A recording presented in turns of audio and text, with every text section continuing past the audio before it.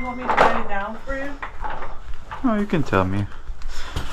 So basically the keypad is not working and you change the battery? Yes. It's a brand new battery? Yep.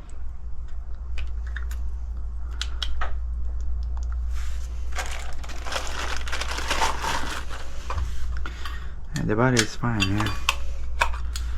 Let's try that. Try to open it with a different keypad.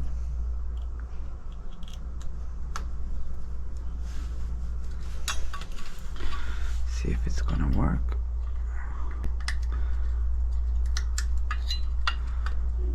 What's the code? C226649. Okay.